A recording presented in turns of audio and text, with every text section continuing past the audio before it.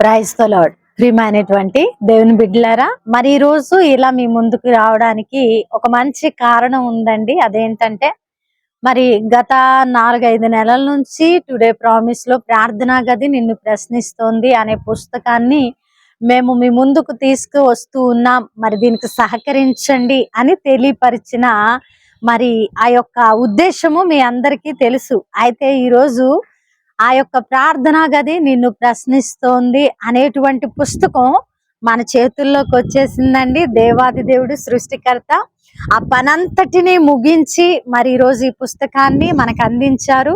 అయితే ఈ పుస్తకాన్ని జూలై 18th థర్స్డే రోజు మేము ఆర్ఫనేజ్ హోమ్ లో రిలీజ్ చేయడం జరిగిందండి, దేవుని కృపను బట్టి.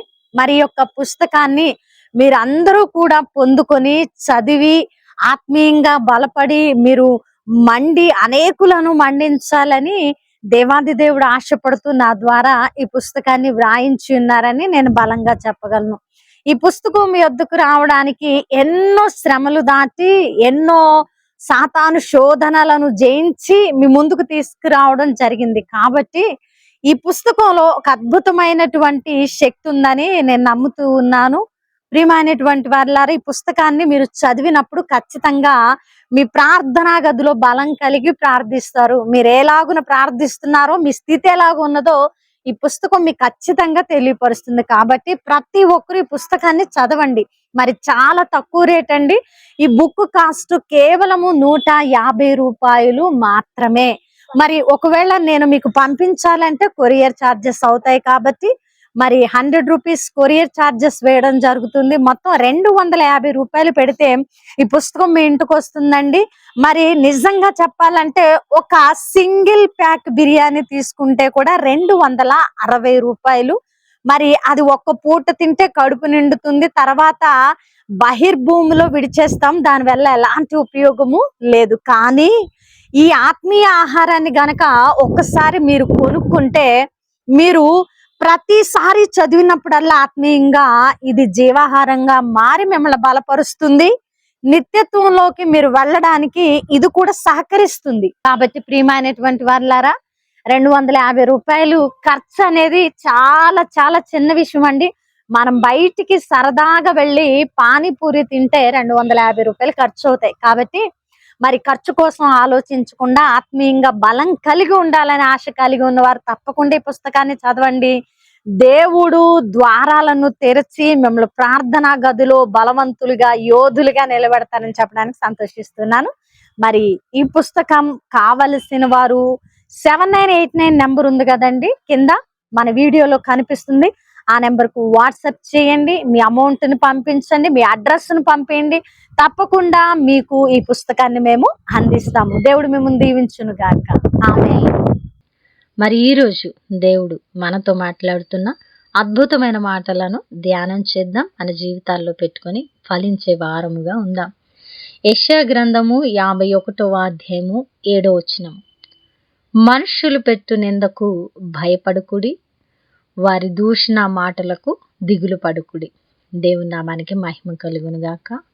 ప్రియమైనటువంటి దేవుని బిడ్డలారా, ఈరోజు మనము మనుషులు పెట్టేటువంటి నిందలకు, వారి దూషణ మాటలకు భయపడకుండా, దిగులు పడకుండా దేవుని యొక్క నీతి మార్గాన్ని అనుసరిస్తూ ముందుకు వెళ్తూ ఆయన చేత బలపరచబడే వారంగా ఉండాలని దేవుడు మనతో బలంగా మాట్లాడుతూ ఉన్నారు. అయితే ఈ మాటలు ఎవరి కోసం?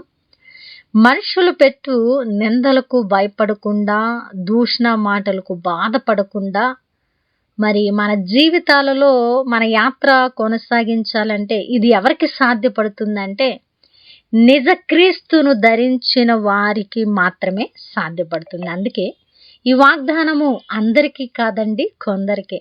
ఎందుకంటే ప్రతి ఒక్కరూ కూడా దేవుని సరిగా అర్థం చేసుకోలేని స్థితిలో ఉన్నవారు సైతము కూడా మేము భక్తి పరులము అని అనుకుంటూ కొన్ని వాగ్దానాలను తమకు అన్వయించుకొని ఇది మా కోసమే అనుకుంటూ ఉంటారు. కానీ ఆ వాగ్దానాలు ఎప్పటికీ ఎన్నటికీ కూడా వారి జీవితాలలో మరి అవి నెరవేర్చబడవు. కారణం ఏమిటి అంటే మనము సరైన భక్తి విధానాన్ని అనుసరించకపోవడమే.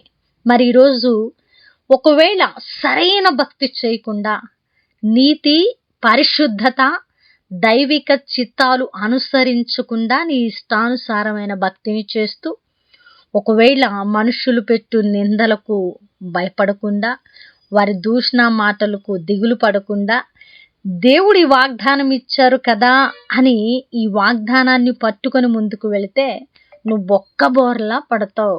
ఆ వాగ్దానము నీ పట్ల ఎన్నటికీ ఎప్పటికీ కూడా నెరవేర్చబడదు.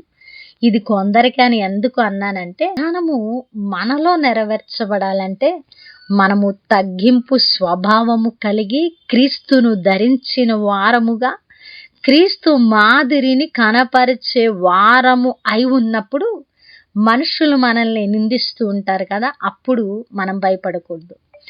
ఆ సమయంలో చాలా మనల్ని దూషిస్తూ హేళన చేస్తూ ఉంటారు కదా, అప్పుడు దిగులు పడకుండా ఉంటాం.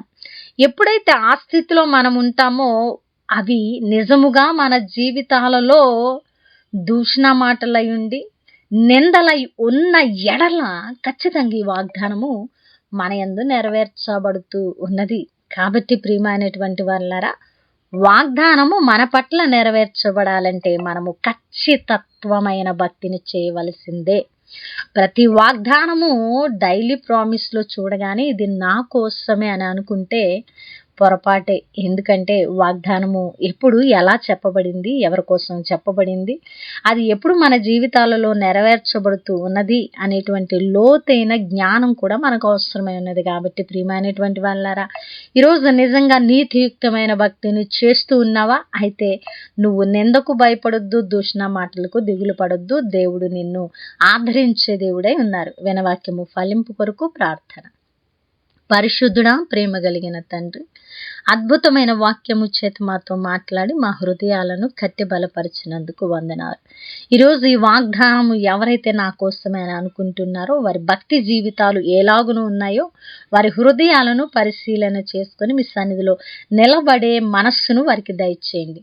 అయా, వారు నిజంగా నిందించబడుతూ ఉంటే నువ్వు ఆదరించే దేవుడుగా వారి జీవితాలలో కార్యాన్ని జరిగించమని, ఈ పరిచర్యకు సహకరిస్తున్న వారిని దీవించమని, చేసిన ప్రార్థనకు దీవెన జవాబిచ్చారని నమ్ముతూ ఈ ప్రార్థన నజరుడైన యేసుక్రీస్తు నామమున సమర్పించి అడిగి వేడుకుంటున్నాము తండ్రి, ఆమేన్.